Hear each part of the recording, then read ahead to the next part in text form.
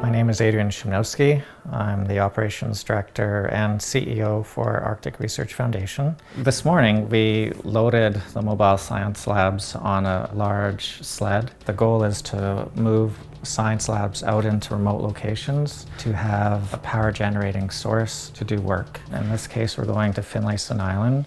It's about 45 kilometers away. The challenges for me are always finding the safest route.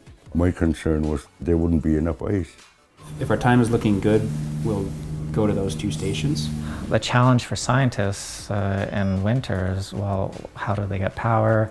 How do they transport samples? The science that we're supporting and the equipment that we have provides a solution for the challenges. My research group mostly studies greenhouse gases and how they cycle between the ocean and the atmosphere. Well, if you look on a global scale, the oceans take up about 30% of the CO2 that humans emit.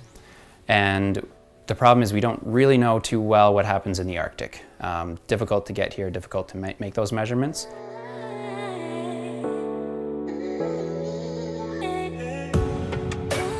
We just arrived at Finlayson Island, so we're now getting ready to move the science lab onto the actual island. We'll set up wind turbines, we'll have solar panels. The idea is you can plug in all kinds of equipment.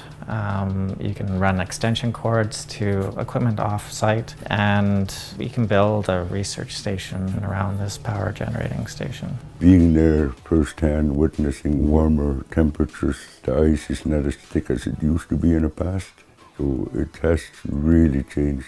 I think this Cat Train project opens new opportunities for us to do new and interesting things. With the extra power, we can add a lot of instruments to measure other aspects of the atmosphere or the ocean system. So I really see that over the next 2 or 3 years, I think we'll just add a lot of capacity to that location, and there will be lots of science that we can do there. And I think hopefully these labs will also help us to work a little bit better with the community as well.